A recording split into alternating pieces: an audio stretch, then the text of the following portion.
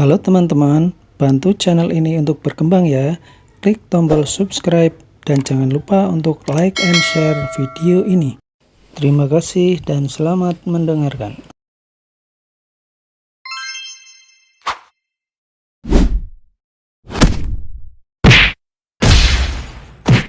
Bab 201, datang sendiri. Saat berbicara, Joel tiba-tiba bergerak dan muncul di depan Sekar dengan cara yang sangat aneh. Sedetik kemudian, pistol itu jatuh ke tangan Joel. Seluruh proses, Sekar tidak bereaksi sama sekali dan benar-benar tertegun. Menghadapi petarung seperti Joel, dia bahkan tidak sempat menembak. "Kau ingin membunuhku dengan ini?"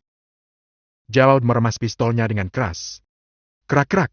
Pistol yang terbuat dari baja itu dipelintir, berubah bentuk, dan dengan cepat berubah menjadi tumpukan besi tua di telapak tangannya. Kemudian, Joel pindah. Meskipun dia berusia 60-an, dia bergerak seperti kera atau makan tutul. Dengan angin kencang, jari-jarinya menekuk menjadi cakar, garang seperti elang, dan dengan ganas mencakar wajah Sekar. Wajah Sekar pucat karena ketakutan, tetapi dia masih tidak menyerah. Tidak ada yang bisa mengubah tekadnya. Dia mengatakan bahwa dia ingin melindungi Ivan dengan nyawanya, jadi dia tidak mengingkari janjinya. Dia berdiri kokoh di depan Ivan dan mengacungkan tinjunya untuk melawannya. Dia hanya orang biasa. Bagaimana dia bisa menjadi lawan seorang petarung? Joel meraih tangan Sekar dengan mudah dan memutarnya dengan keras.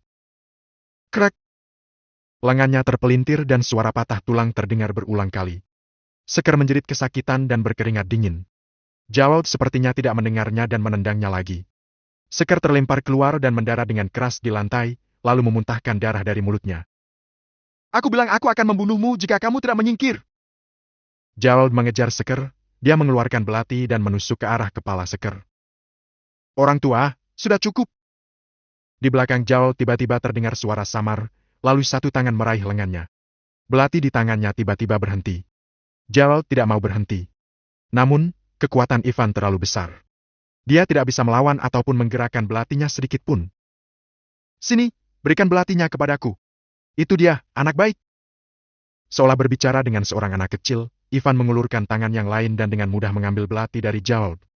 Selama seluruh proses, Joel tampak seperti bayi yang sangat baik tanpa perlawanan atau perjuangan. Rasa sakit membuat Joel harus patuh. Pada saat ini, dia terkejut dan ketakutan. Bagaimana mungkin seorang pria berusia 18 atau 19 tahun memiliki kekuatan yang begitu menakutkan? Dia akhirnya mengerti bahwa Stuart mati karena suatu alasan. Jika dia bertemu monster seperti itu, dia juga akan mati. "Kamu bisa pergi. Bawa pulang tubuh Stuart, kembali dan katakan yang sebenarnya kepada keluarga Mark, yaitu Ivan membunuhnya. Mereka tidak perlu berpikir keras tentang bagaimana membalasnya. Dalam 3 jam, aku akan pergi ke keluarga Mark secara pribadi, jadi beritahu mereka untuk bersiap-siap." Ucapannya segera membuat kehebohan besar. "Ivan, kamu pikir kamu siapa? Beraninya kamu menyuruh Tuan Malen pergi? Apakah kamu tahu seberapa kuat Tuan Malen? Tuan Malen, berhenti memanjakannya. Bunuh dia! Tuan Malen!" Suara kemarahan datang dari bawah. Mereka semua adalah sekelompok orang yang pernah bergaul dengan Stuart sebelumnya. Dengan raut wajah kebencian, mereka ingin Ivan segera mati. Jika Ivan tidak mati, mereka yang akan mati. Keluarga Mark tidak akan pernah membiarkan mereka lolos begitu saja. Ivan perlahan melepaskan Joel dan berkata, "Mereka memintamu untuk membunuhku. Jika kamu mau, cobalah." "Tidak, aku tidak berani." Tidak ada yang menyangka bahwa Joel akan menundukkan kepalanya. Dia tidak hanya menundukkan kepalanya tetapi bahkan membungkuk kepada Ivan 90 derajat setelah berkata, "Tuan Reed, saya yang menyinggung Anda sebelumnya." Setelah mengatakan itu, dia tidak berani tinggal lebih lama lagi. Dia segera pamit dengan malu, membawa tubuh Stuart, dan melarikan diri dengan sangat cepat. "Apa yang terjadi? Sejak Tuan Malen menjadi pengecut seperti itu? Sial! Apakah pria tua ini sakit atau apa? Dia bahkan tidak melawan dan kemudian menyerah begitu saja?" Semua orang melihat ketakutan Joel dengan jelas, tetapi mereka tidak tahu mengapa Joel memberikan senjata itu kepada Ivan dengan patuh seperti anjing. Bahkan jika Ivan sangat kuat dan dia membunuh Stuart dengan kekuatan aslinya, seharusnya Tuan Malen tidak perlu bersikap seperti itu, bukan? Joel juga seorang petarung tingkat dewa perang, kan? Jangankan yang lain, Sekar juga sedikit bingung. Dia pikir dirinya akan mati, tetapi ternyata semua selesai dengan mudah. "Tuan Reed." Ivan membantu Sekar bangkit dan pergi bersama Lard dan Cassie. Sekar tidak terluka parah, tetapi dia membutuhkan perawatan segera. Di bawah bimbingan Sekar, mereka bertiga datang ke sebuah villa dan mulai merebus obat dan mengobatinya. Ivan sebenarnya bisa menyelamatkan Seker lebih awal, tetapi dia juga ingin melihat seberapa besar keberanian yang dimiliki oleh Seker. Orang ini tidak mengecewakannya. Meskipun dia terluka kali ini, dengan bantuan Ivan ke depannya, dia akan memiliki masa depan yang cerah. Shh. Setelah dioles obat, Seker merasa bahwa lukanya tampak jauh lebih baik. Namun, dia terlihat serius. Tuan Reed, saya khawatir Anda membuat masalah besar kali ini. Kalian tunggu di sini dulu. Saya akan kembali ke keluarga Mark untuk melihat apakah saya bisa menyelesaikan masalah ini. Ivan berkata dengan acuh tak acuh. Lebih baik kamu pulang bersamaku daripada sendirian. Bahkan pengawal seperti Joel bisa mengabaikan Seker dan mengancam akan membunuhnya. Bisa dibayangkan bahwa status Seker dalam keluarga sangat rendah. Jika dia kembali sendirian, itu tidak berbeda dengan bunuh diri. Ivan bukan membunuh orang yang tidak penting. Orang itu adalah penerus masa depan keluarga Mark. Calon kepala keluarga Mark. Apa? Tuan Reed, apa Anda serius? Keluarga kami. Seker mengira Ivan sedang membual di arena. Sekarang dia tahu bahwa Ivan akan pergi. Dia ingin mengatakan sesuatu, tetapi Ivan memotongnya. Jangan khawatir. Aku bukan orang yang gegabah. Karena aku berani pergi ke kediaman keluarga Mark, tentu saja bisa pulang dengan selamat. Tidak banyak orang di dunia ini yang bisa menyakitiku. Setidaknya, keluargamu tidak bisa. Ivan memberikan aura yang kuat. Alasan mengapa dia tidak mengungkapkan identitasnya dan menikahi Ellen sampai dia mencapai periode kultivasi Ki adalah karena dia cukup kuat setelah mencapai tingkatan ini. Jika dia tidak pergi ke kediaman keluarga Mark juga akan mencarinya. Lalu, pada saat itu, mereka bahkan mungkin mencari keluarga, teman, dan kerabat Ivan. Lebih baik mengambil inisiatif daripada menunggu mereka. Ivan telah meminta naga hitam untuk memeriksa kondisi keluarga Mark saat Seker berbicara tadi. Sebagai keluarga bangsawan baru, tidak sulit mendapatkan informasi tentang keluarga Mark. Ivan memiliki kepercayaan diri yang tinggi. Lord Scott ingin membujuknya untuk tidak pergi, tetapi Ivan sudah mengatakannya. Dia harus diam dan membiarkan Ivan dan Seker pergi bersama. Cassie mondar-mandir di villa, tampak sangat khawatir. Setelah waktu yang lama, dia tampaknya telah mengambil keputusan dan berkata kepada Lord. Tuan Scott, ada sesuatu yang harus aku lakukan. Aku akan kembali. Cassie pun pergi dan menghilang dalam kegelapan. Malam menyelimuti seluruh keluarga Mark yang sedang berduka. Di ruang utama kediaman keluarga Mark, mayat Stuart terbaring di sana dan bekas pukulan di wajahnya masih terlihat. Dia dikelilingi oleh banyak orang. Stuart, anakku. Seorang wanita berlutut di samping mayat Stuart dan terus menangis dengan kencang. Bagaimana kamu bisa mati? Stuart. Wanita itu menangis dengan sedih. Di atas ruang utama, ada seorang pria tua berusia sekitar 60 tahun. Dia adalah Haley Mark, kepala keluarga Mark. Wanita itu adalah Yara Quen, ibu kandung Stuart. Seorang pria parubaya berdiri di sampingnya. Dia adalah ayah dari Stuart Mark dan Seker, Anthony Mark. Di sekeliling mereka, terdapat banyak eksekutif senior dan manajer keluarga Mark. Kebanyakan dari mereka berada satu generasi dengan Anthony Mark. Joel berlutut di tanah dan gemetar. Tuan Pendekar, itulah yang terjadi. Orang bernama Ivan mengatakan bahwa dalam 3 jam, dia akan datang ke sini secara pribadi. Sekarang masih tersisa sekitar setengah jam. Bab 202, Kekuatan Keluarga Bangsawan. Di aula konferensi keluarga Mark, semua orang sangat serius. Semua orang menunjukkan tekanan penuh. Orang-orang ini merupakan orang hebat.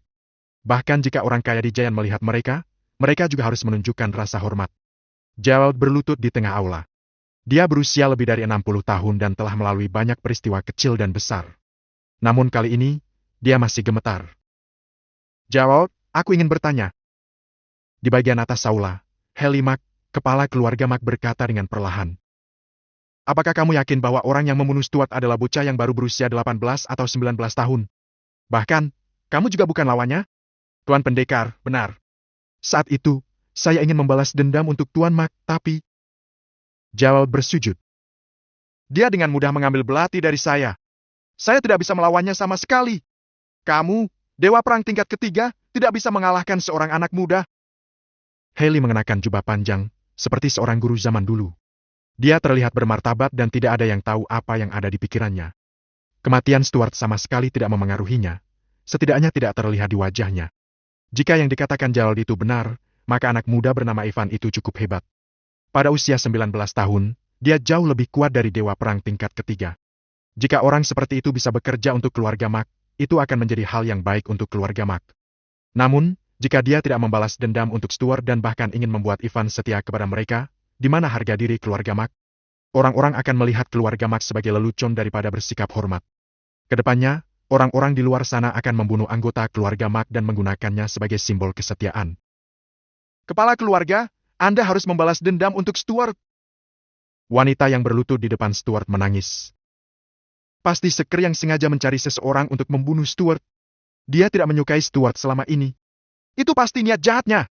Ini adalah aula konferensi keluarga Mac. Bagaimana kamu bisa membuat keributan? Anthony, keluarkan dia dari sini. Suara Haley mengecil. Keturunan terkuat dari keluarga Mac mati seperti ini. Dia tidak dalam suasana hati yang baik.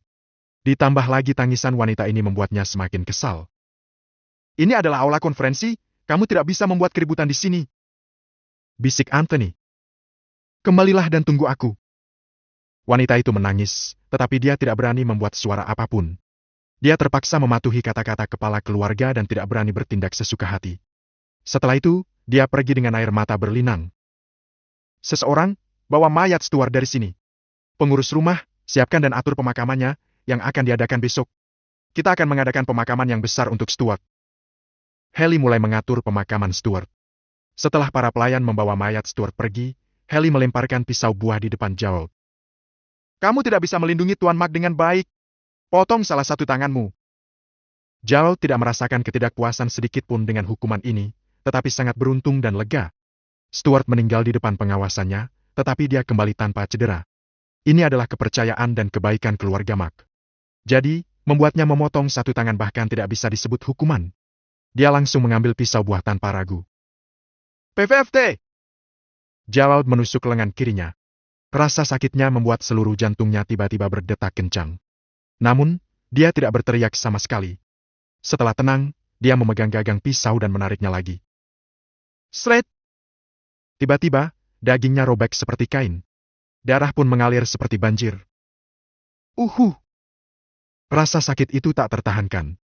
Gerald terpaksa mendengus dengan sangat pelan, tapi dia tetap tidak berhenti. Dia langsung memutar pisau buah di lengannya. Wash! 3 menit kemudian, seluruh lengannya jatuh ke lantai dan terpisah dari tubuhnya. Gerald terengah-engah dan berkeringat dingin. Jika dia bukan dewa perang, rasa sakitnya pasti tak tertahankan. Kalau orang biasa, pasti sudah pingsan dari tadi. Namun, dia masih hidup.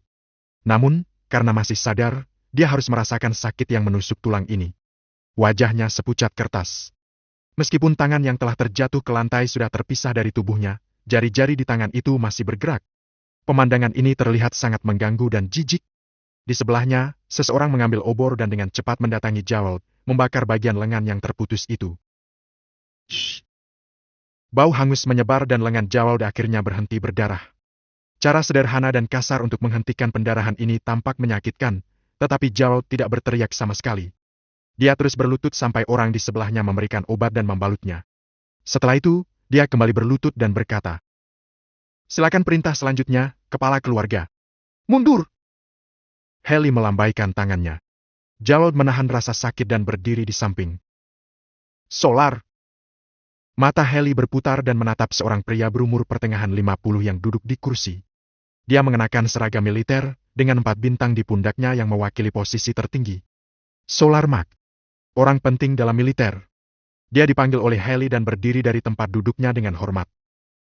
"Tuan Pendekar, setiap orang yang pergi ke arena bersama Stuart sebelum kematiannya dan membuatnya berpartisipasi dalam kompetisi. Aku ingin orang-orang itu dan keluarga mereka kehilangan reputasi mereka dalam waktu setengah jam. Segera atur semua ini," ucap Haley dengan tenang yang menentukan masa depan belasan keluarga. Setelah Haley memberikan perintah, dalam waktu 10 menit, seorang wanita secara tidak sengaja menabrak seorang pria paruh baya ketika dia pergi ke kamar mandi di sebuah bar bernama Dunia Surgawi di Giant. Wanita itu memarahi pria paruh baya karena orang tuanya adalah pejabat di selatan Giant. Namun, pria paruh baya itu ternyata orang penting di sana dan merupakan atasan bos dari orang tua wanita ini. Dia menelpon orang tua wanita itu dan meminta mereka berlutut di tempat untuk mengakui kesalahan mereka. Orang tua mereka juga dipecat dan masuk daftar hitam selamanya. Seorang pria sedang makan malam di rumahnya ketika sekelompok staf anti korupsi tiba-tiba masuk. "Ini surat perintah penangkapan. Anda ditahan karena kasus korupsi besar." Anak laki-laki kaya mengendarai mobil sport di kota. Dia sedang berpesta dengan pacarnya di dalam mobil. Detik berikutnya, dia tiba-tiba dihentikan oleh sederet orang dari Kementerian Perhubungan, meminta tes alkohol dan tes narkoba. Belasan orang menghadapi kesulitan yang berbeda di berbagai tempat dan sudut Giant. Mereka memiliki satu kesamaan. Tanpa kecuali, pada sore hari, mereka mengikuti Stuart ke Erina. Ucapan Haley telah memutuskan masa depan mereka. Tidak ada yang menyangka hal ini berhubungan dengan keluarga Mark. Karena semua kejahatan dan kesalahan yang mereka perbuat itu benar dan memiliki bukti. Dalam waktu kurang dari setengah jam, lebih dari belasan keluarga terjatuh ke dasar jurang dan menjalani kehidupan 10 kali lebih sulit daripada orang biasa. Dalam waktu satu malam, mereka terpuruk dan menjadi orang biasa. Bab 203, Identitas Biasa. Sementara hal-hal ini terjadi, semua rekaman ditransmisikan kembali ke keluarga Matt melalui berbagai kamera. Haley memegang tablet dan melihat semuanya. Sampai orang terakhir dalam video terlempar ke tanah dan mati karena sabuk pengaman di taman hiburan, Haley menyerahkan tablet itu kepada pelayan di sebelahnya, lalu mengangkat lengan baju yang lebar, dan melihat ke arah jam dinding yang tua itu. Masih ada 5 menit lagi. Ivan, seharusnya sudah mau sampai kan? Di luar villa, sebuah Mercedes perlahan masuk melalui gerbang. Semakin dekat Seker dengan keluarga Mark, dia semakin gugup. Mulutnya kering dan detak jantungnya bergemuruh. Tuan Reed, ketika Anda masuk nanti, Anda harus berbicara sesedikit mungkin ketika melihat kakek saya. Saya akan menjelaskan apa yang terjadi hari ini untuk Anda. Jika penjelasan bisa menyelesaikan masalah, apalagi yang dilakukan Departemen Penegak Hukum? Ivan tersenyum. Di dekat villa, Ivan sudah merasakan belasan aura pembunuhan yang tersembunyi dalam kegelapan. Begitu dia berjalan ke gerbang villa, dia tahu bahwa ada master seni bela diri yang menguncinya.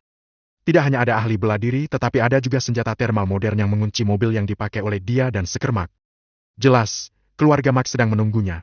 Apa gunanya penjelasan saat ini? Mobil perlahan melaju ke villa dan sampai di pintu villa keluarga Mark. Terlihat ribuan orang berdiri rapi di halaman luar pintu, semua lurus seperti lembing, memegang senjata, dan seolah sedang menunggu perintah. Salah satu dari mereka maju dan membuka pintu Seker. Tuan Mark, kepala keluarga sedang menunggumu di aula. Melihat pemandangan ini, Seker hanya bisa bergidik dan bahkan tidak berani berbicara dengan suara keras. Apalagi saat memasuki aula. Dia melihat tangan Gerald yang putus di lantai dan 10 orang penting keluarga Mark di sisi kiri dan kanan. Wajahnya menjadi pucat dan detak jantungnya menjadi semakin cepat.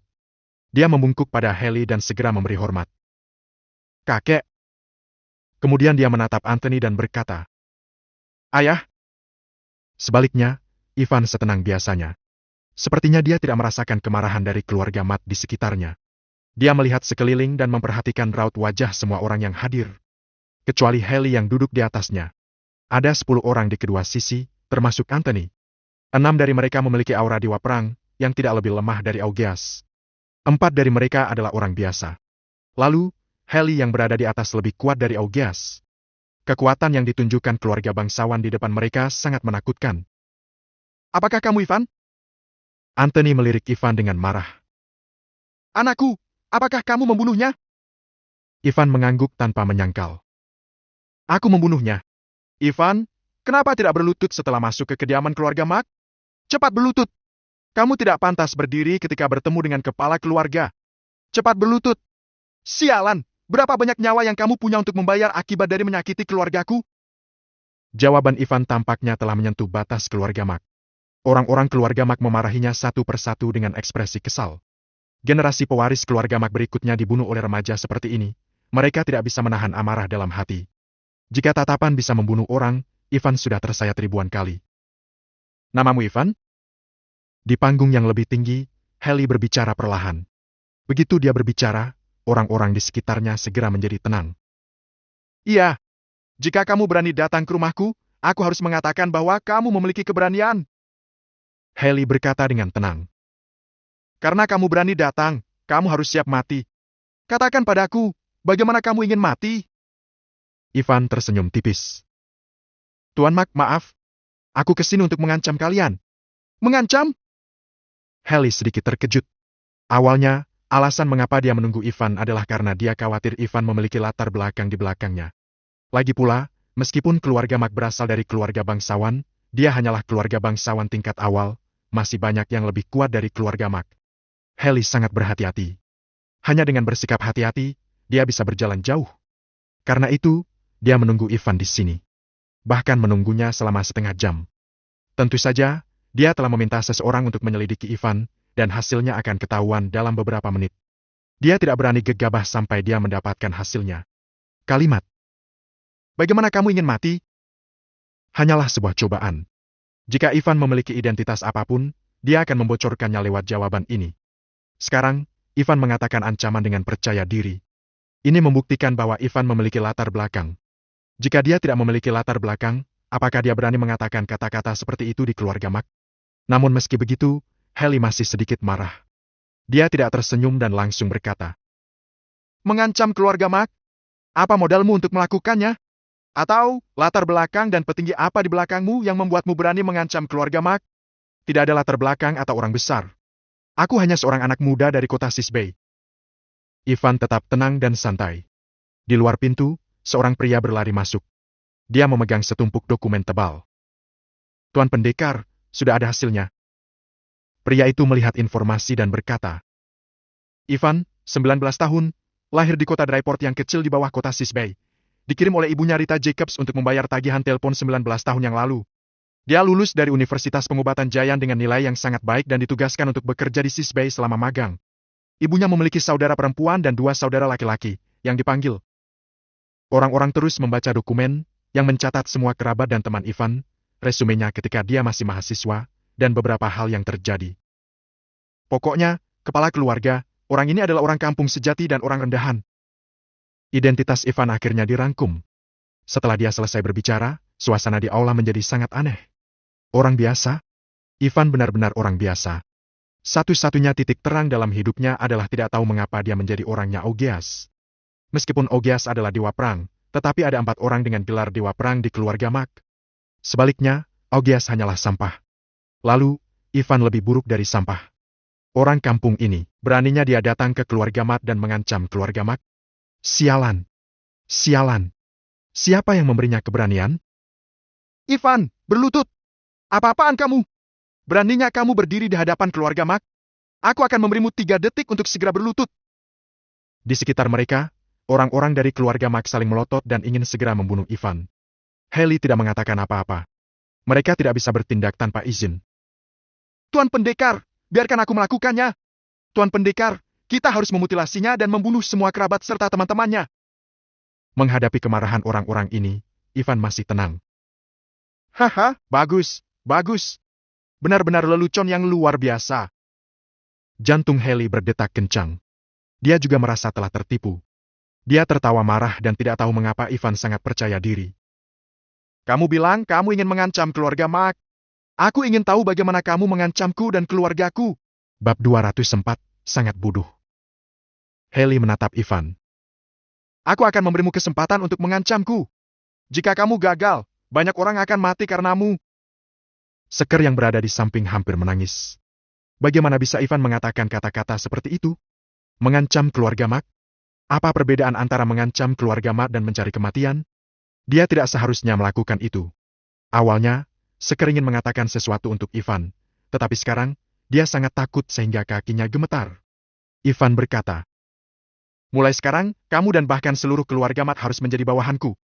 Sementara aku akan menjadi bos keluarga Mac. Aku harap kamu menerimanya. Kalau tidak, keluarga Mac akan menghilang dari dunia malam ini juga." Ivan ingin membangun fondasi di Giant sehingga dia berencana menaklukkan keluarga Mac terlebih dahulu. Setelah mengatakan itu, dia menambahkan, "Aku ingin tahu apakah ancaman ini cukup." Orang gila. Ivan benar-benar gila. Apa sebenarnya yang dia pikirkan? Dia datang ke keluarga Mac dan ingin menjadikan keluarga Mac sebagai bawahannya? "Haha! Haha! Kamu membuatku gila! Orang ini benar-benar bodoh. Aku belum pernah mendengar lelucon seperti itu dalam hidupku." Eksekutif senior keluarga Mac selalu serius dan mereka tidak boleh tertawa pada kesempatan seperti itu. Namun, mereka tidak bisa menahan tawa, bahkan Anthony, yang baru saja kehilangan putranya. Namun, apalagi yang bisa mereka lakukan? Orang ini sangat muda dan sangat arogan sehingga membuat semua orang tidak bisa menahan tawa. "Aku harus mengagumi keberanianmu karena kamu ingin keluarga Mac menjadi bawahanmu." Solar Mac tertawa terbahak-bahak. "Kamu tahu, aku telah hidup selama hampir 50 tahun dan tidak ada yang berani berbicara dengan keluarga Mac seperti ini. 10 eksekutif keluarga Mac menunggu orang bodoh ini selama setengah jam. Benar-benar membuang waktu. Dia benar-benar gila." Satu-satunya kesabaran Haley hampir habis karena Ivan. Dia berkata, "Kamu baru berusia 19 tahun, tapi kamu bisa membunuh Stuart dan membiarkan Gerald menyerahkan senjatanya. Aku merasa kamu punya beberapa bakat, tapi aku telah melihat banyak anak muda sepertimu. Kalian berpikir bisa melakukan apapun setelah mempelajari sedikit seni bela diri? Pada akhirnya, kalian bahkan tidak sanggup mendapatkan makanan. Anak muda, hidupmu sudah berakhir." Haley mengambil teh di sebelahnya, menyesapnya, dan berkata dengan santai, "Serang semuanya dan bunuh dia. Mutilasi tubuhnya dan berikan kepada anjing." Begitu dia selesai berbicara, 6 dewa perang dari kiri dan kanan segera mengepung Ivan dengan senyum mempermainkan. Mereka tidak mengatakan apa-apa. "Perang!" Senjata muncul di tangan 6 orang itu. Mereka hanya ingin membunuh Ivan dan menghancurkannya menjadi berkeping-keping terlepas dari jumlah orang dan usia mereka yang lebih tinggi. Karena Ivan sangat arogan. Bahkan sekarang, dia masih saja tersenyum. 6 dewa perang menyerang pada saat yang sama. Masing-masing dari mereka tidak lebih lemah dari Augeas. Kecepatan dan kekuatan mereka telah melampaui orang biasa berkali-kali. Mereka memblokir semua jalur kabur Ivan dari segala arah dan bersiap untuk membunuhnya. Tidak. Sekar berteriak dan ingin menyelamatkan Ivan, tetapi Anthony menariknya ke belakang dan menekannya ke lantai. Pisau, pedang, kapak, dan tongkat menyerang Ivan dengan mengerikan seperti harimau yang keluar dari kandang. Bahkan ada semburan angin di sekitarnya. Gelas, meja, kursi, dan bangku yang tak terhitung jumlahnya langsung dihancurkan oleh aura serangan ini. Kekuatan 6 dewa perang begitu kuat. Di kedua sisi, 4 orang biasa, termasuk Anthony, hampir mati lemas. "Kita menilainya terlalu tinggi," ucap Haley dengan pelan. Menurutnya, Ivan tidak pantas bertarung dengan 6 orang sekaligus. Walaupun begitu, mereka tetap harus berhati-hati. Seperti kata pepatah, lebih baik aman daripada menyesal. Sayangnya, pepatah seperti ini berhasil ketika kekuatannya sama. Di hadapan Ivan, semua tidak ada gunanya. Dia tidak gugup sama sekali ketika dia merasakan tekanan itu. Sebaliknya, dia tersenyum dengan tenang, dan 6 jarum perak muncul di antara jari-jarinya. Wush! 6 jarum perak, seperti 6 ular perak kecil, terbang menerobos udara. Hampir pada detik yang sama, gerakan ke-6 pria agresif itu segera berhenti. Mereka semua terjatuh. Ivan melambaikan tangannya dengan ringan. Ke-6 pria itu langsung jatuh ke lantai seperti tiang kayu, dan tubuh mereka masih mempertahankan gerakan menyerang. Di aula keluarga Mac, semua orang terdiam. Mereka bisa melihat bahwa jarum perak ditusuk ke masing-masing leher 6 orang itu. Jarum perak tampaknya hidup. Mereka terus bergetar dan membuat suara mendengung. Ke-6 pria itu merasa meridian mereka terhalang dan anggota badan mereka mati rasa. Mereka bahkan tidak bisa membuka mulut, apalagi bergerak. Kecuali kesadaran, setiap tempat di kulit mereka tidak lagi di bawah kendali mereka. Di panggung yang lebih tinggi, ekspresi Haley tiba-tiba berubah seperti melihat hantu. "Apa yang terjadi? Bagaimana 6 jarum perak dapat mencapai efek seperti ini? Aku tidak tahu apakah trik kecil ini bisa membuat keluarga Matt dan Haley menjadi bawahanku." Ivan sudah menyuruh naga hitam menyelidiki keluarga Mac. Lalu, dia juga tahu bahwa kepala keluarga Mac adalah Haley. Dia berjalan dengan tenang selangkah demi selangkah ke Haley yang masih terkejut dan tercengang. Dia mendatangi Haley dan tersenyum lembut. "Aku sarankan kamu memberikan posisimu kepadaku. Aku harap kamu tahu bagaimana berperilaku dalam situasi yang sulit." Adegan ini membuat seluruh keluarga Mac termasuk Anthony marah. "Ivan, apa yang telah kamu lakukan?" Anthony memarahi dengan kesal. "Tolong! Kamu tidak bisa mengotori tempat itu. Bajingan, apa kamu ingin mati? Keluarga Mac memiliki anggota hebat di luar. Jika kamu melangkah maju lagi, aku akan membunuhmu sekarang. Anak muda, lepaskan trikmu atau kamu akan mati." Wush! Ivan tidak mengatakan apa-apa selain melemparkan jarum perak lagi. Keempat orang itu terdiam. "Apakah kalian berempat bodoh? Beraninya kamu menyalahkanku?" Ivan menatap Haley. "Aku harap kamu menerima kenyataan. Kalau tidak, keluarga Mac tidak akan melihat matahari besok. Aku tahu bahwa keluarga Mac sangat kuat dan memiliki kekuatan di seluruh Giant. Kamu dapat membalas dendam kepadaku, keluarga, kerabat, dan teman-teman kapan saja. Tapi, tidak peduli seberapa kuat kalian, kalian membutuhkan seseorang untuk memberi instruksi. Jika kalian semua mati di sini, aku tidak tahu apakah kalian masih bisa memedulikanku setelah berita ini keluar besok." "Hehehe." Haley tersenyum sekali lagi. "Ivan, apa kamu tahu? Setelah aku menjabat sebagai kepala keluarga Mac ketika aku berusia 40 tahun, tidak ada yang berani berbicara denganku seperti ini, dan aku tidak pernah membunuh siapapun sendiri dalam 20 tahun terakhir." Haley mengambil pedang dari kursi. Pedang itu memiliki panjang 1 meter, dengan bilah pedang berwarna biru dan cahaya redup yang berkilauan. Ivan, kamu sangat kuat. Sungguh luar biasa bahwa kamu baru berusia 19 tahun, tetapi dapat melawan 6 dewa perang. Jadi, aku bersedia memberimu jalan keluar. Saat ini, kamu memiliki 2 pilihan. Pertama, mulai hari ini, kamu harus bekerja untuk keluarga Mac. Aku tidak akan mempermasalahkan tentang kematian Stuart lagi. Kedua, mati. Bab 205, layak dijuluki kepala keluarga muda. Haley dengan perlahan mengeluarkan pedang sepanjang 1 meter itu dari sarungnya. Kilatan cahaya pedang tersebut menyinari wajah muda dan tampan milik Ivan. Pria itu tersenyum lebar memandang pedang panjang yang berkilau bagaikan cermin itu, lalu menyentuh wajahnya. Astaga, aku sangat tampan. Haley mengerutkan kening. Nak, aku tidak dapat menunggu lama. Kamu hanya punya waktu 10 tarikan napas untuk menentukan pilihanmu. Tuan Reed, berjanjilah para kakekku. Setelah Haley menentukan pilihannya, akhirnya bisa bernapas lega dan menjadi tenang. Kepala keluarga Mac tidak pernah melanggar janjinya. Dia mengatakan akan melepaskan Ivan dan tidak membunuhnya. Selama Ivan memilih untuk bergabung dengan keluarga Mac, dia tidak akan mati. Dia bukan saja bisa selamat, tetapi juga bisa mendapatkan dukungan dari keluarga Mac. Dengan kekuatan yang dimiliki Ivan, Seker memiliki peluang besar untuk menjadi kepala keluarga muda keluarga Mac. Lagi pula, kepala keluarga Mac memaksa Ivan untuk memilih karena dia tertarik dengan kekuatan Ivan, bukan? Seker berkata sambil terengah-engah. Tuan Reed, kalau kamu bergabung dengan keluarga Mac, mulai sekarang, kamu bisa melakukan apapun di Provinsi Giant. Dengan kekuatanmu, kamu pasti akan sukses. Gerald dan yang lainnya berdiri di samping dengan ekspresi aneh dan iri. Orang ini benar-benar beruntung. Dia tidak hanya selamat, tetapi dia juga direkrut oleh keluarga Mac. Tidak ada yang lebih beruntung dari dirinya. Seker masih membujuknya, kenapa harus dibujuk? Apakah Ivan punya alasan untuk menolak hal bagus seperti ini? Namun, Ivan mengangkat alisnya dan berkata, Maaf, aku ingin keluarga Mac bergabung denganku, bukan sebaliknya.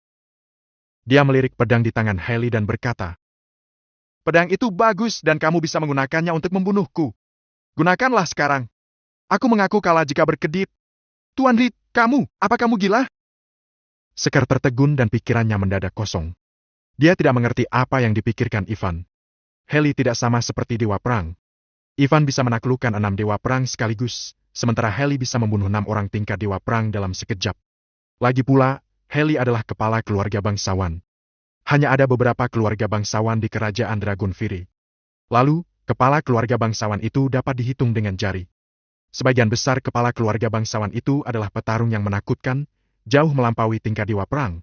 Sementara Ivan, dia bukan saja menolak untuk bergabung dengan keluarga Mac tetapi juga memancing kemarahan Haley.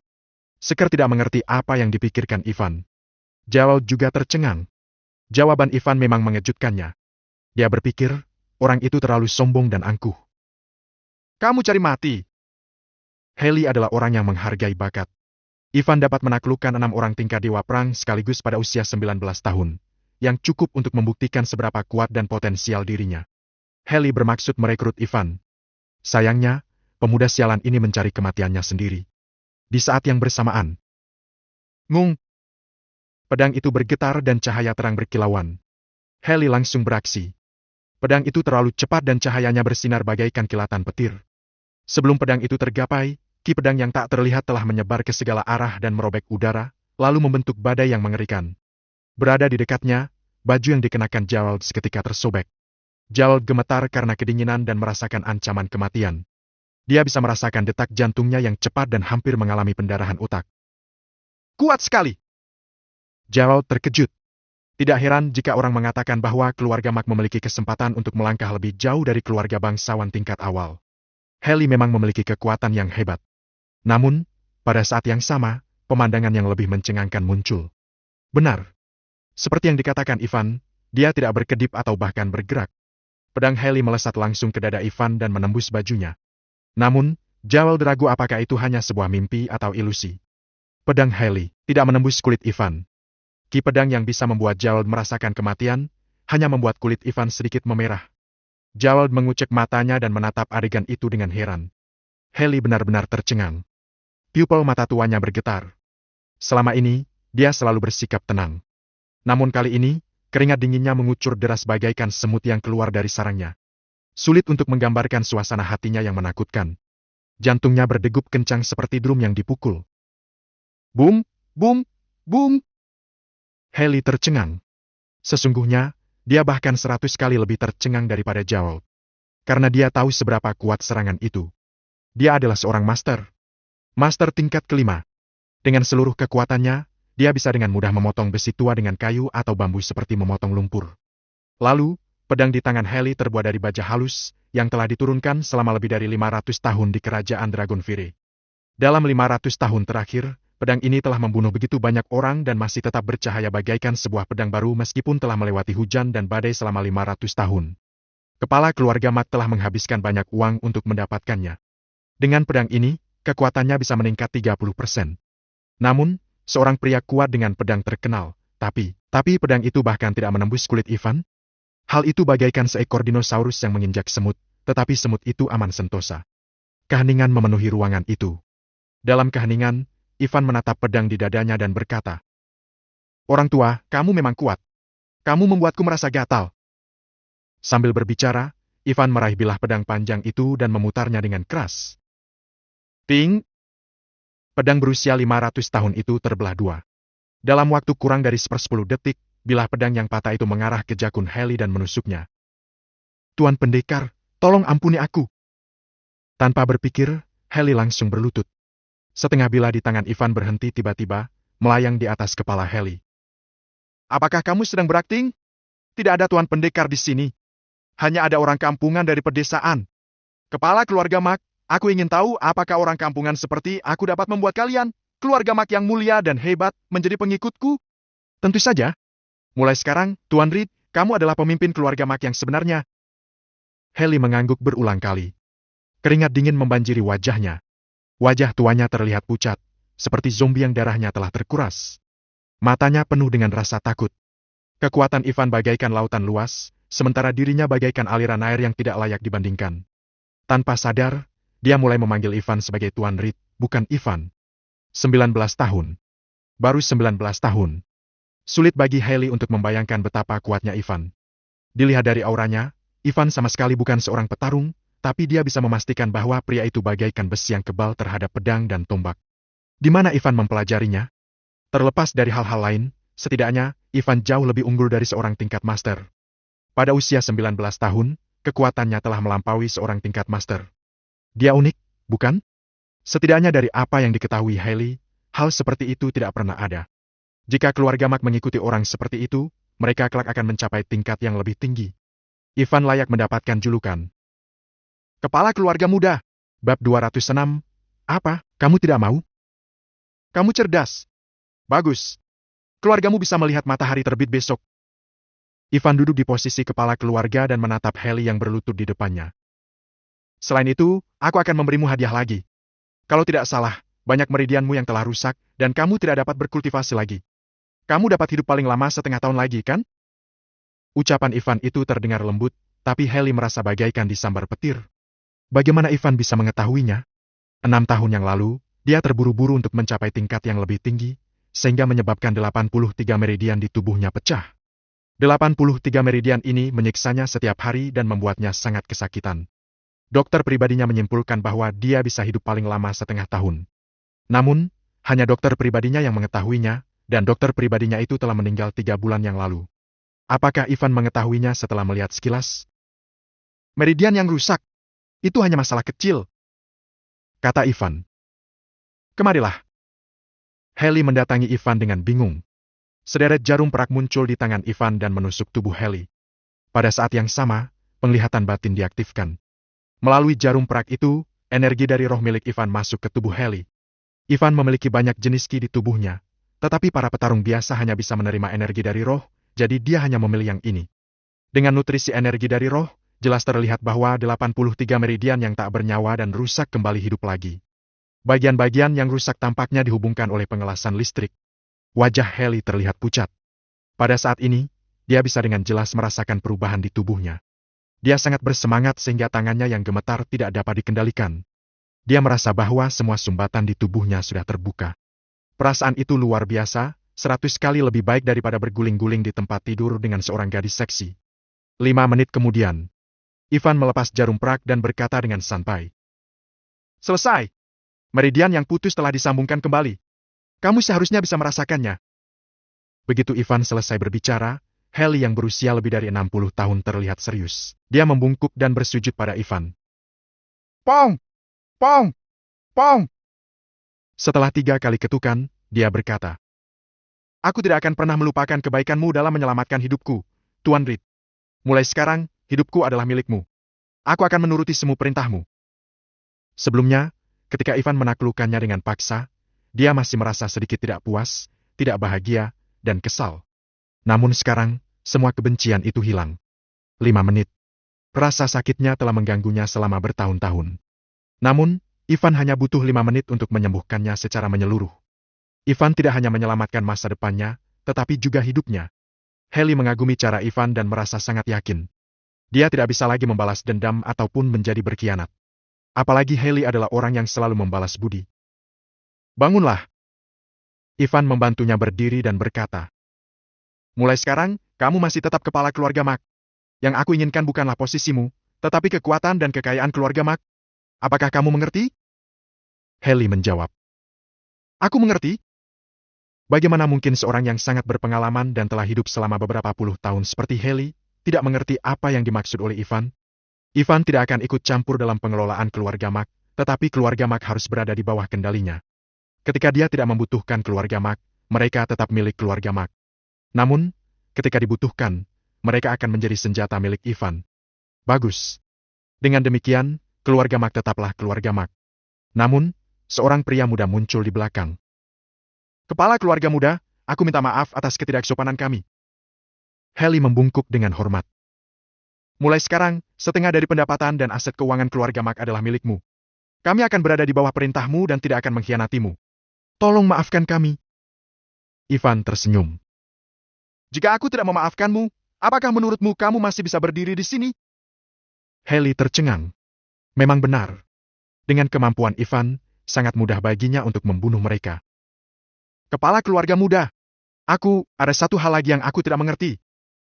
Sambil memuja di dalam hatinya, Haley berkata dengan hormat, "Kamu telah melihat kondisi fisikku.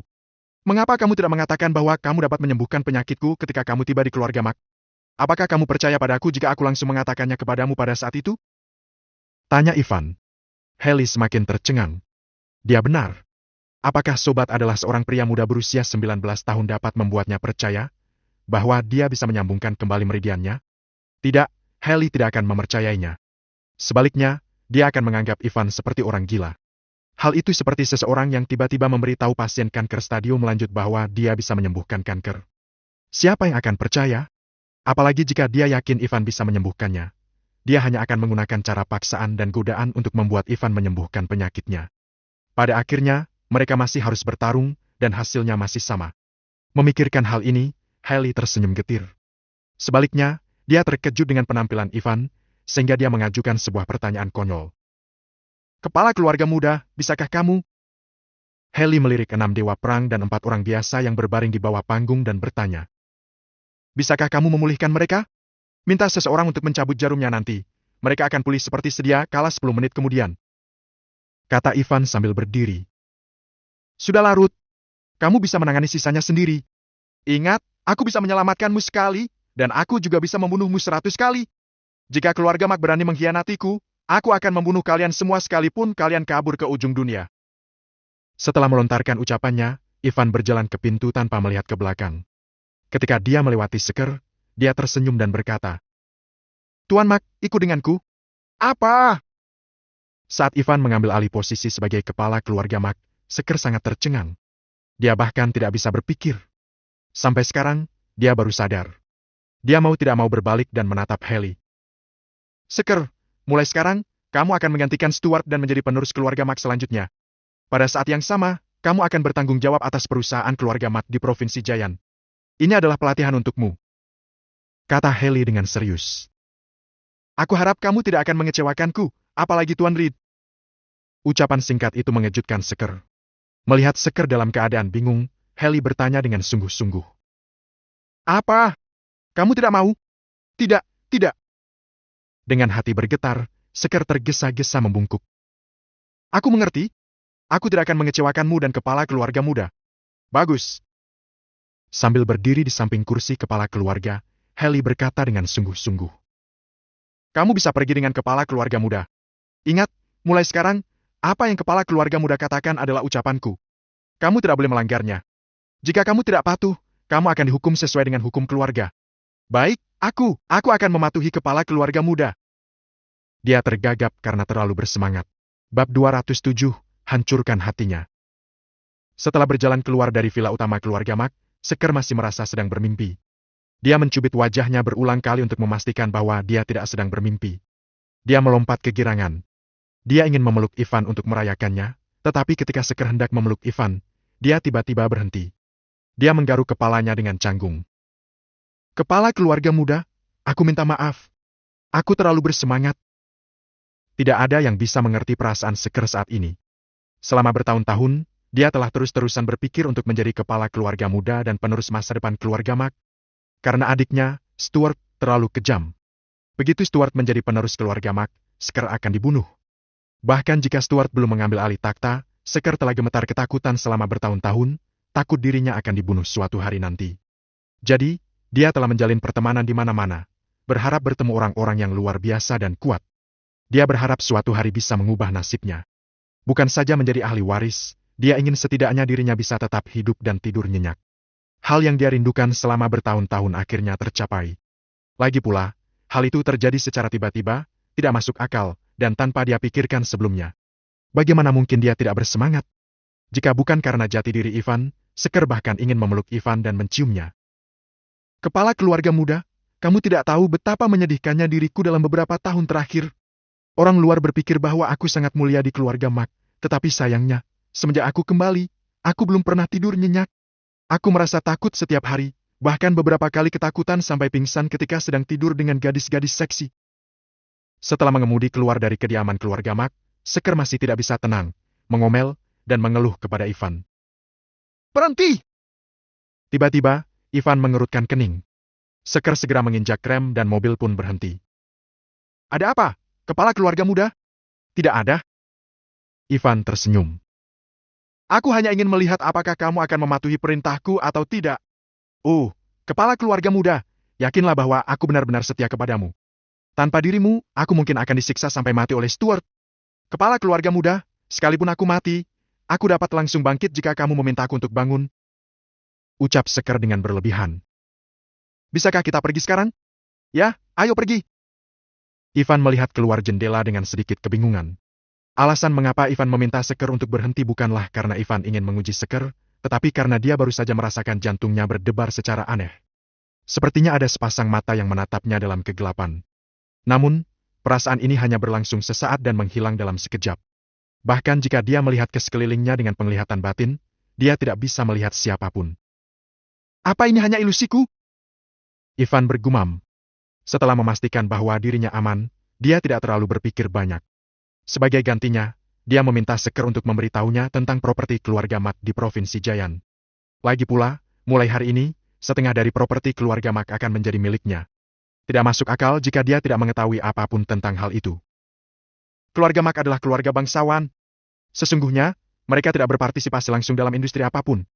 Hampir semua bisnis mereka menggunakan perusahaan investasi untuk berinvestasi. Kata Seker. Keluarga Mac memiliki aset hampir mencapai 8.000 triliun. Setahuku, uang tunainya sekitar 1.200 triliun. Keluarga ini paling dikenal dalam hal investasi. Ada dua kelompok dengan saham terbanyak. Salah satunya adalah grup Ferry, yang merupakan sebuah perusahaan militer. Yang lainnya adalah grup teknologi dinamis, yang sebagian besar melakukan penelitian tentang energi dan chip baru. Ada juga beberapa perusahaan kecil dan grup besar dengan kepemilikan saham kecil, seperti grup Samudra Biru, yang mengkhususkan dirinya dalam minuman keras. Selain investasi dalam bisnis, keluarga Mac kami juga telah memberikan dukungan kepada banyak orang di kalangan politik. Misalnya, Solar yang mengenakan seragam militer di ruangan tadi adalah adik dari kepala keluarga Mac. Kakek paman ketigaku juga orang yang bergelar Dewa Perang dan ada juga 3 orang yang bergelar Dewa Perang yang belum kembali ke keluarga Mac. Semua itu berada di dalam militer. Selain itu, ada juga beberapa pemimpin di tingkat provinsi yang didukung oleh keluarga Mac. Saat dia sedang memperkenalkan keluarga Mac kepada Ivan, di sebuah Presidential Suite Hotel bintang 5 tidak jauh dari keluarga Mac. Seorang pria berusia sekitar 30 tahun, dengan tinggi 1,7 meter, wajah persegi, melaporkan keberadaan Ivan dan Seker ke jendela raksasa di kamar itu. Nona, Saya melihat mereka meninggalkan keluarga Mak dengan selamat. Sosok itu berpakaian seksi dan indah. Setiap wanita akan merasa malu ketika melihat sosok ini. Ketika pria itu melihat sosok ini, matanya dipenuhi rasa cinta. Namun, pada saat ini, pria itu membungkuk layaknya seorang bawahan. Wanita itu berdiri di depan jendela besar itu seolah-olah sedang menikmati pemandangan di luar. Pria itu hanya bisa melihat wajahnya dari samping, tetapi wanita itu mampu memikat ribuan pria hanya dengan wajah samping dan punggungnya. Setelah beberapa saat, wanita itu berbalik. Di bawah cahaya, sosok wanita itu terlihat sangat cantik, diukir dengan cermat oleh langit, dan tanpa cacat. Wanita itu adalah Cassie. Dia memandang pria di depannya dan berkata, "Leopold, kamu tidak perlu terlalu sopan seperti itu. Berdiri dan bicaralah." "Nona, saya tidak berani." Leopold menundukkan kepalanya dan berkata, "Saya tidak punya hak untuk berbicara dengan Anda secara setara." Ekspresi Cassie sedikit tertegun. Dia menghela napas dan berhenti membicarakannya. "Apakah kamu yakin melihat langsung mereka pergi dengan selamat?" "Benar. Dilihat dari keadaan mereka, tidak ada yang terjadi," kata Leopold. "Bagus." Sambil menarik napas dalam-dalam, Cassie akhirnya merasa lega dan berkata, "Leopold, kamu bisa kembali sekarang. Jangan beritahu siapapun bahwa aku berada di Provinsi Jayan setelah kamu kembali. Aku hanya percaya padamu. Aku percaya padamu." Ucapan itu seolah memiliki kekuatan sihir, membuat tubuh Leopold sedikit gemetar, bahkan dirinya sampai meneteskan air mata. Dia menyukai Cassie. Dia menyukai Cassie selama bertahun-tahun. Dia rela melakukan apapun untuknya. Namun, selalu ada perbedaan antara martabat dan status yang rendah. Dia tidak berani mengungkapkan cintanya, dan juga tidak berani mengungkapkan isi hatinya. Selama bertahun-tahun, dia telah menahan cintanya. Ucapan Cassie membuatnya merasa seperti dipuji oleh langit. Dia merasa bahagia dari dalam keluar. "Nona, jangan khawatir. Saya tidak akan memberitahu siapapun. Hanya saja..." Setelah terdiam sejenak, Leopold bertanya, "Siapa Ivan itu? Nona, mengapa Anda begitu peduli padanya?" Cassie tercengang. Untuk sesaat, dia tidak tahu bagaimana menjawab pertanyaan Leopold. Di satu sisi, hubungan antara Ivan dan dirinya belum terjalin. Di sisi lain, dia tahu Leopold menyukainya selama bertahun-tahun, tapi cinta itu rumit dan sulit dijelaskan. Dia selalu menganggap Leopold sebagai kakaknya. Dia baik, kuat, dan luar biasa. Cassie telah mencoba untuk menyukai Leopold, tetapi dia tidak bisa. Namun demikian, bagaimanapun, Cassie tidak memiliki perasaan cinta terhadap Leopold, cinta seperti dia kepada Ivan. Jika dia memberitahu Leopold hubungannya dengan Ivan, apakah dia akan mengecewakan Leopold? Namun, dia tidak ingin berbohong pada Leopold. Dia menganggap Leopold sebagai kakaknya, jadi dia berharap Leopold bisa dengan tulus merestui dia dan Ivan. Namun, apa yang harus dikatakannya? Bab 208, berbahaya. Presidential Suite itu menjadi hening. Merasakan suasana yang aneh, Leopold berinisiatif untuk berbicara. "Nona, ini pertanyaan pribadi bagi Anda. Anda boleh tidak menjawabnya dan tidak perlu merasa malu." Sesungguhnya, Leopold memiliki beberapa tebakan di dalam hatinya. Beberapa tahun yang lalu, Cassie berseteru dengan ayahnya. Dia tidak membawa apapun ketika meninggalkan rumah, tetapi dengan kemampuannya yang luar biasa, dia menemukan ayah angkat kaya, berkuasa, dan baik dalam segala hal. Dia tidak menghubungi keluarganya selama beberapa tahun, tetapi kali ini, dia berinisiatif untuk menghubunginya demi seorang pria. Bisa dibayangkan betapa pentingnya pria itu. Sekalipun Cassie tidak memberitahunya, Leopold bisa menebak sesuatu. "Leopold, terima kasih banyak sudah datang ke sini." Cassie dengan cerdik menghindari topik tentang Ivan. "Saya kebetulan ada urusan di Provinsi Jayan," kata Leopold dengan hormat. "Nona Cassie, meskipun saya tidak boleh berbicara terlalu banyak tentang masalah Anda, saya masih harus mengingatkan Anda bahwa dengan jati diri Anda harus menjaga jarak dari beberapa orang jahat, terutama pria. Jika tidak, keluarga Anda tidak akan merasa senang." Sepanjang perjalanan, Ivan telah mendengarkan dengan seksama perkenalan seker tentang keluarga Mak. Ivan mengakui keluarga bangsawan itu kuat dan pengaruh mereka terhadap dunia berada di hampir semua aspek. Politik dan bisnis sudah dipenuhi oleh orang-orang mereka. Keluarga Mak bahkan punya seseorang yang bekerja di eksekutif kerajaan Dragonfire. Tidak heran keluarga bangsawan ini begitu abadi, pikir Ivan dalam hati. Jika tidak ada seorang pun di dalam lingkaran politik, bagaimana mereka bisa bertahan begitu lama? Meskipun keluarga bangsawan tersebut baik, mereka juga memiliki aturan yang sangat ketat. Ada banyak tabu dalam aturan mereka. Terlahir di keluarga bangsawan, mereka menikmati kenyamanan yang diberikan oleh keluarga. Sebagai imbalannya, mereka harus menempatkan keluarga mereka di tempat pertama, yang berarti bahwa mereka adalah bidak catur keluarganya. Tidak peduli seberapa tinggi, kaya, dan kuatnya mereka di luar, mereka harus mengikuti perintah kepala keluarga. Ketika harus memilih, keluarga bangsawan itu tidak akan memilih salah satu. Sebaliknya, mereka akan memilih lebih dari satu pada saat yang sama dan menugaskan orang yang berbeda ke tempat yang berbeda. Hal ini juga menunjukkan bahwa hanya orang yang telah membuat pilihan yang tepat yang dapat bertahan hidup, dan yang lainnya akan mati. Ketika Ivan tenggelam dalam pikirannya, teleponnya berdering. Di layar ponsel, kata anak sangat menarik perhatian. Panggilan telepon itu berasal dari Danus Sharp. Sejak obrolan terakhir mereka, Danus Sharp sepertinya telah menghilang. Dia bahkan tidak menghadiri pernikahan Ivan, dengan alasan bahwa dia memiliki urusan mendesak. Ivan telah mengalami terlalu banyak hal akhir-akhir ini dan hampir melupakannya. Begitu dia mengangkat telepon, Ivan berteriak. Anakku sayang, kenapa kamu punya waktu luang untuk menghubungiku? Kamu bahkan tidak menghadiri pernikahanku. Aku masih ingat. Ivan mengatakan hal ini dengan geli, tetapi ada keheningan di seberang telepon. Ivan merasa ada yang tidak beres dengan suasananya. Dia sedikit mengernyit dan berkata dengan serius. Danus Sharp, mengapa kamu tidak berbicara? Dulu, Danus Sharp tidak seperti ini. Dia bukan saja orang yang banyak bicara tetapi juga orang yang lucu. Setiap kali Ivan memanggilnya anak, Danus Sharp akan membalasnya. Ivan. Setelah beberapa saat, suara Danus Sharp datang dari ujung telepon yang lain. Sepertinya ada yang tidak beres. Dia bertanya dengan ragu-ragu. Ivan, tidak ada yang lain. Aku hanya ingin bertanya. Setelah jeda sesaat, sepertinya Danus Sharp telah mengumpulkan seluruh keberaniannya, dan dia berkata, Aku ingin bertanya apakah kamu punya uang? Bisakah kamu meminjamkannya sedikit padaku? Aku tidak ingin menyusahkanmu. Berikan saja semampumu. Ivan mengerutkan keningnya. Ivan mengenal Danus Sharp. Danus Sharp tidak akan pernah meminta bantuan Ivan kecuali sedang berada dalam situasi yang sangat sulit. Ivan samar-samar mengingat bahwa ketika mereka masih kuliah, Danus Sharp pernah kehilangan biaya hidup sebulan karena taruhan dan tidak makan selama 3 atau 4 hari. Danus Sharp lebih memilih kelaparan daripada memberitahu Ivan karena Danus Sharp takut membawa masalah bagi Ivan.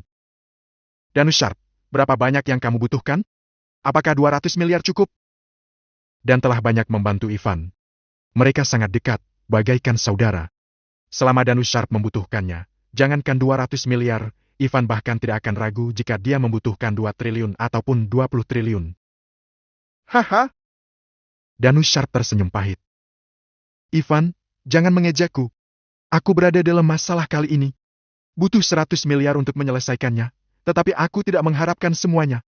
Sekarang aku hanya ingin meminjam 60-100 juta untuk pergi ke luar negeri bersama orang tuaku.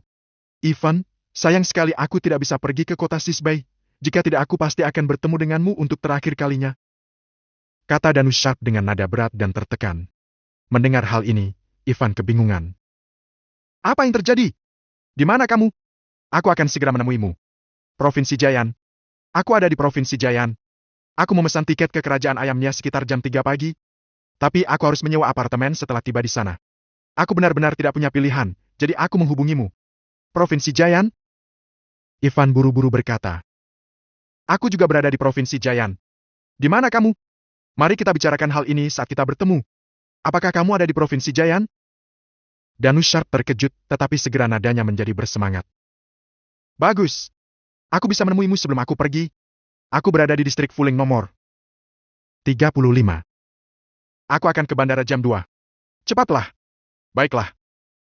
Setelah menutup telepon, Ivan segera memberitahu alamatnya kepada Seker dan memintanya untuk pergi ke sana. Mereka akan membutuhkan setidaknya 30 menit untuk tiba di distrik Fuling dengan kecepatan normal. Namun, kurang dari 5 menit setelah Ivan dan Seker putar balik, Danus Sharp tiba-tiba menelepon dan berkata dengan tergesa-gesa. Ivan, aku ada sesuatu yang mendesak. Jangan datang. Ingat, jangan datang. Aku tidak di sini. Sebelum Ivan bisa mengatakan apa-apa, Danus Sharp menutup telepon. Pasti ada sesuatu yang telah terjadi. Mata Ivan menjadi dingin. Dia menoleh ke Seker dan berkata, Tidak peduli metode apa yang kamu gunakan, gunakan kecepatan penuh untuk ketujuan kita. Baik, kepala keluarga muda. Melihat ekspresi serius di wajah Ivan, Seker tak berani bertanya lebih lanjut. Dia langsung tancap gas dan menekan nomor Kementerian Perhubungan. Dia menyuruh orang yang didukung keluarga Mark untuk mengatur lalu lintas agar jalan tidak macet. Apalagi, dia menganggap lampu merah bukanlah hambatan dan melaju kencang bersama Ivan. Perjalanan setengah jam ditempuh olehnya dalam 10 menit. Kepala keluarga muda, tempat ini terlalu kotor dan berantakan. Sekar melihat sekeliling dan menemukan bahwa tempat itu adalah sebuah pabrik pembuangan dan daur ulang mobil, penuh dengan bau besi tua dan sampah di mana-mana. Berbeda dengan lingkungan tempat mereka tinggal. Ivan juga mengerutkan keningnya. Pasti ada yang tidak beres dengan Danus Sharp. Meskipun Danus Sharp tidak terlalu kaya, dia juga tidak miskin. Ayahnya mengelola banyak wisma dan penginapan, dan laba bersih mereka setidaknya 2,1 miliar setahun. Seharusnya, Danus Sharp tidak perlu meminjam 60-98 juta dari Ivan. Tunggu di sini saja. Ivan berkata kepada Sekar dan kemudian langsung masuk ke dalam pabrik. Pada saat yang sama, dia membuka penglihatan batinnya untuk mencari jejak Danus Sharp. Dalam sekejap, matanya menjadi merah dan ganas. Bab 209, Kebencian. Karena Ivan menemukan Danus Sharp. Sekitar 1 kilometer jauhnya, ada sebuah rumah yang rendah. Di dalam rumah, Danus Sharp digantung terbalik di tiang gantung seperti seekor babi, dengan noda darah di sekujur tubuhnya. Di depannya, seseorang memegang ikat pinggang dan menamparnya. Rumah rendah memiliki efek isolasi suara yang baik. Hampir tidak ada teriakan di luar yang terdengar. Namun, Ivan mendengarnya. Di dalam kamar, selain Danus Sharp, ayahnya Henry dan ibunya Kay juga ada di sini. Henry berlutut di depan seorang pria dengan bekas luka di wajahnya, dengan air mata di seluruh wajahnya. Kay diikat dan dijebak di tiang. Mulutnya disumpal dengan kain, dan ada beberapa bekas telapak tangan di wajahnya. Wajah Ivan menjadi sangat suram dan kemarahan di dadanya meledak. Tanpa sadar, dia telah melangkah sangat cepat dan bergegas ke arah Danus Sharp. Tidak peduli apa yang telah dilakukan Danus Sharp, apa yang telah terjadi, dan apakah dia benar atau salah, kali ini, dia harus membela dan tanpa syarat. Tanpa adanya alasan apapun. Danus Sharp adalah saudaranya. Sebagai saudara, dia tidak peduli apakah dan benar atau salah. Dia mendukung dan tanpa syarat. Dia akan selalu bisa mendukung dan tanpa syarat. Dulu, Danus Sharp pernah melakukan hal ini padanya. Sekarang dia juga melakukan hal yang sama pada Danus Sharp. Di rumah rendah itu, ada hampir 30 orang, tepatnya 26 orang.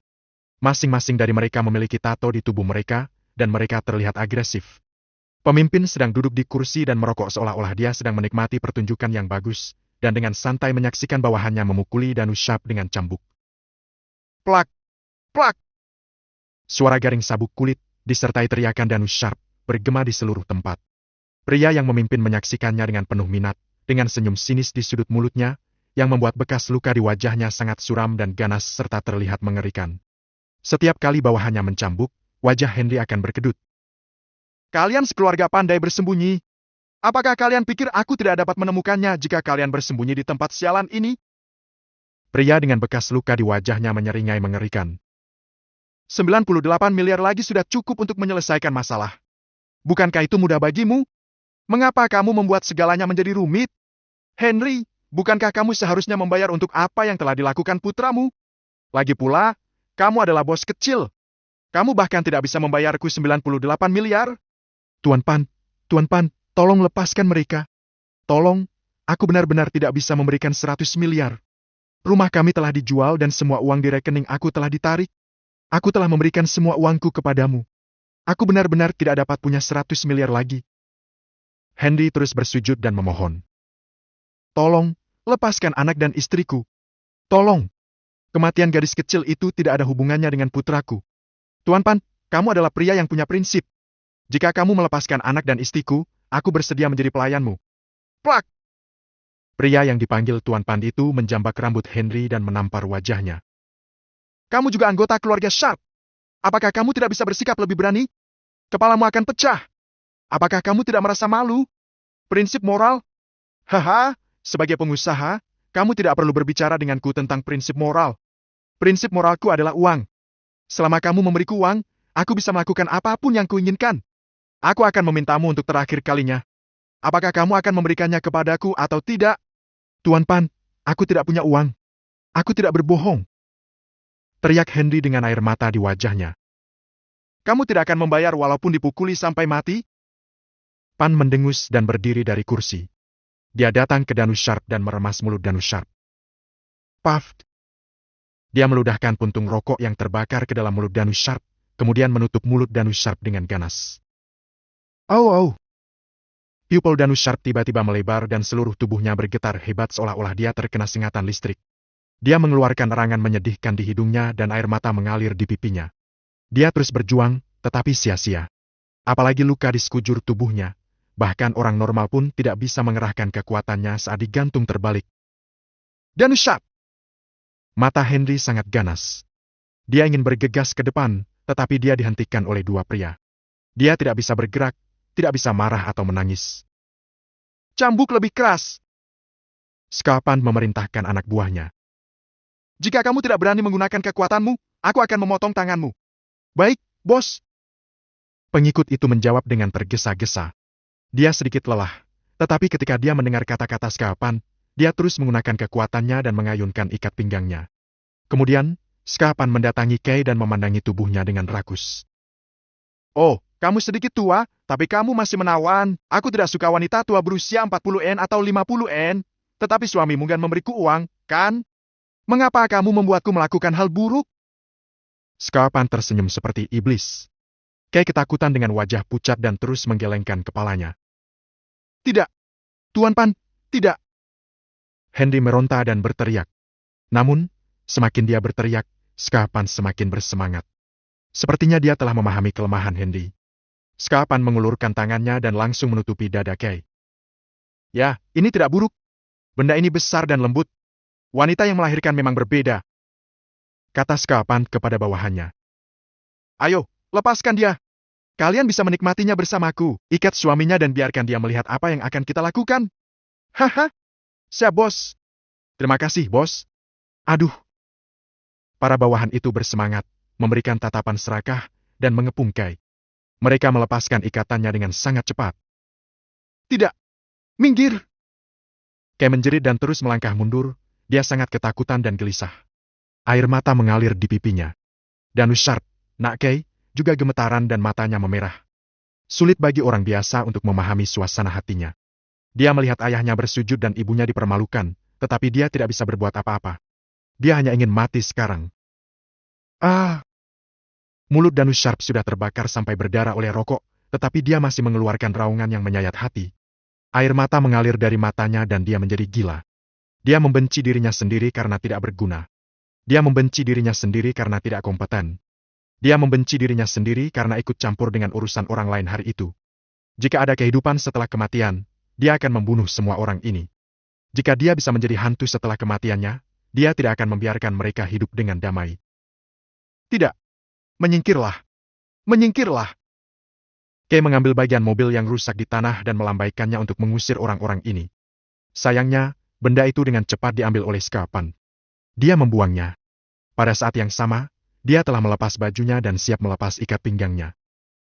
Wanita tua, jangan khawatir. Aku sangat hebat dalam hal ini dan aku memiliki lebih dari 20 saudara. Kami akan membuatmu nyaman. Kata Skapan dengan senyum yang tidak bermoral. Namun, detik berikutnya. Boom! Tiba-tiba, atap rumah meledak. Sebuah sosok jatuh dari atas. Wajahnya serius dan dingin. Dia menatap Skapan dan bertanya. Sialan! Apa kamu pintar dalam hal ini?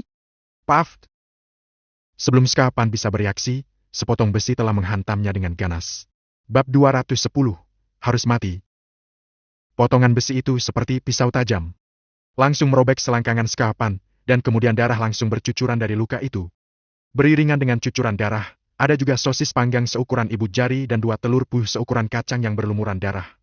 Semuanya terjadi begitu cepat dan tak terduga, sehingga Skapan tidak menyadari bahwa sebagian tubuhnya sudah hilang. Sarafnya tidak bisa mengikuti rasa sakit yang ada. Setelah menatap benda kecil yang tiba-tiba jatuh selama 5 atau 6 detik, akhirnya terdengar lolongan yang keras dan memilukan dari dalam rumah kecil itu. Aha! Rasa sakit yang luar biasa membuat Skapan menjerit, raut wajahnya penuh derita, terlihat lebih jelek daripada orang mati. Skapan menatap tamu tak diundang yang ada di depannya dengan mata yang penuh niat membunuh. Bunuh dia! Ah! Serang! Skapan tidak sanggup berdiri, dia jatuh ke tanah sambil memberikan perintah ini. Para pengikutnya tidak sadar sampai mereka mendengar teriakan Skapan. Mereka mencabut golok mereka dan menatap Ivan dengan penuh amarah. Ivan! Ivan Reed? Baru saat itulah Danushard, Henry, dan Kay melihat wajah orang itu. Henry dan Kay tidak bisa menahan diri untuk berseru. Ivan telah mengunjungi rumah mereka. Seorang sosok terkenal dari sekolah kedokteran dan sahabat dan, tentu saja, mereka mengenalnya. Ivan, sedang apa kau di sini? Lari, lari! Suara Danushard tidak jelas dan wajahnya menjadi gelap. Dia terus meronta dan memberi isyarat agar Ivan kabur. Kak Danushard, maafkan aku. Aku terlambat. Melihat kekacauan di tempat ini, Ivan merasa bersalah. Awalnya, berdasarkan pada hubungan di antara mereka, ketika Danushard tidak menghadiri pernikahannya, Ivan dapat menebak bahwa sesuatu telah terjadi pada Dan. Tetapi karena kelalaian dan kecerobohannya, dia tidak dapat menyadarinya. Dia merasa bersalah dan menyesal. Pada saat ini, ada niat membunuh di mata Ivan. Untuk pertama kali dalam hidupnya, dia sangat ingin membunuh seseorang. Dia tidak pernah semarah ini, bahkan ketika Petty Carrier mengkhianatinya. Apa yang akan terjadi pada Danushard dan keluarganya jika Ivan datang terlambat? Bahkan jika mereka beruntung dan bisa melewati malam ini, mereka mungkin akan hidup dalam trauma. Ivan, lari! Cepat lari! Ivan, ini bukan urusanmu. Pergilah. Seharusnya kamu jangan datang ke sini. Henry dan Kay mengira seseorang akan datang untuk menyelamatkan mereka. Meskipun mereka sedikit senang ketika mereka tahu bahwa itu adalah Ivan, mereka menjadi lebih khawatir dan takut. Akan lebih baik jika Ivan tidak datang. Begitu tiba dia langsung memotong benda penting sekapan.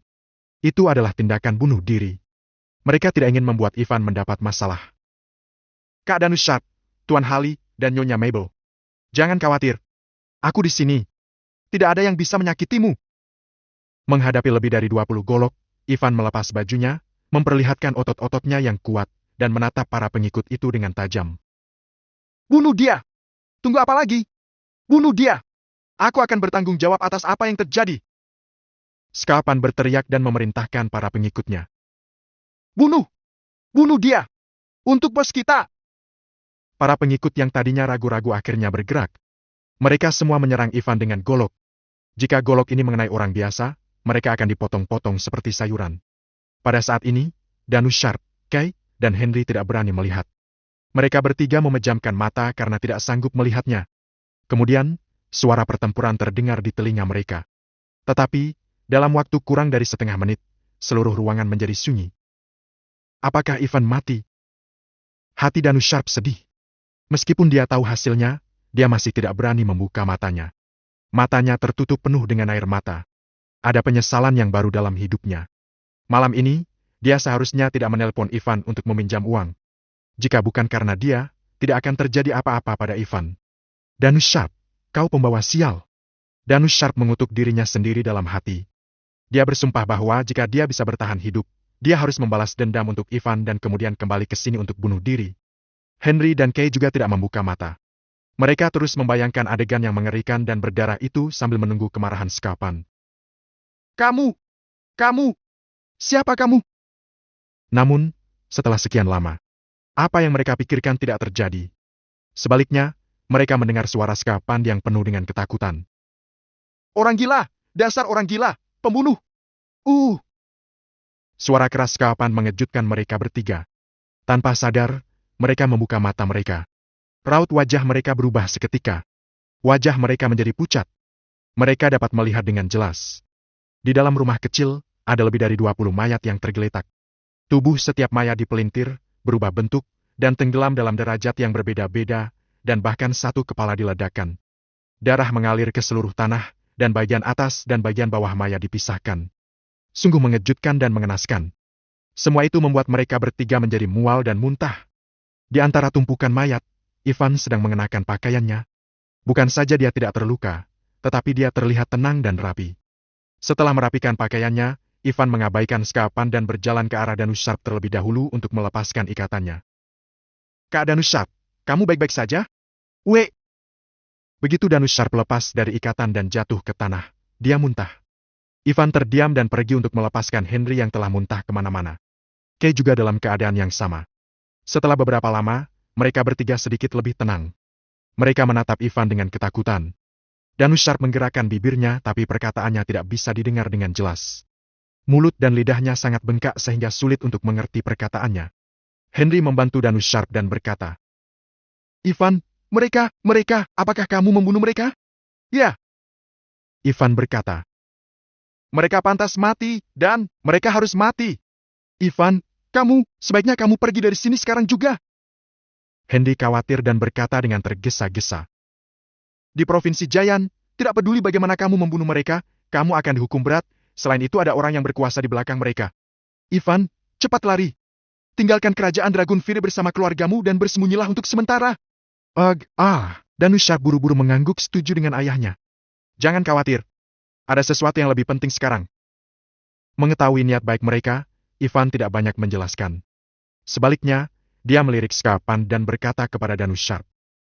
Kak Danushar, bajingan ini kuserahkan kepadamu. Hukuman apa yang ingin kau lakukan padanya? Melihat Scarpan, Danushar tercengang. Ivan mengambil golok dari salah satu pengikut yang terbaring di tanah dan menyerahkannya kepada Danushar. Danushar tercengang, tapi kemudian pandangan yang kejam tersinar dari matanya. Dia mengambil golok itu dan mendekati Scarpan selangkah demi selangkah.